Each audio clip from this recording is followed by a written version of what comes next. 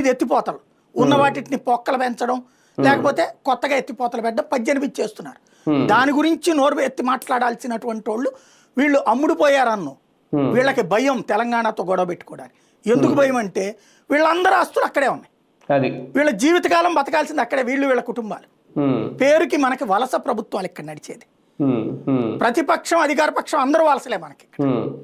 ఆంధ్ర మూలాలు ఉన్నటువంటి, ఆంధ్రాలో పుట్టి అక్కడికి వెళ్ళి సెటిల్ అయ్యి అక్కడ బ్రతుకుతా, అక్కడ బాగా కోరుతా, ఇక్కడ నాశనం కోరుకునే వాళ్ళే వీళ్ళందరూ కూడా. కానీ ఆంధ్రప్రదేశ్కి రావాల్సిన నీటిని అడ్డుకోవాలి అని తెలంగాణ కుట్ర చేస్తూ ఉంటే ఆ కుట్రకి ఇండైరెక్ట్గా సహకారం అందిస్తుందా ఆంధ్రప్రదేశ్ రాష్ట్ర ప్రభుత్వం కానీ ఇక్కడ ఉన్న పార్టీలకు సంబంధించిన నాయకులు కానీ? అందుకే ఇప్పుడు సుప్రీంకోర్టు వరకు వెళ్ళి పోలవరం ఆపేయండి, నల్లమల సాగర్ ఆపేయండి, అసలు మేము అటు నీళ్ళే ఇవ్వకుండా చేయండి అని చెప్పి వీళ్ళు సుప్రీంకోర్టుకి వెళ్ళడం వెనక ఏంటి?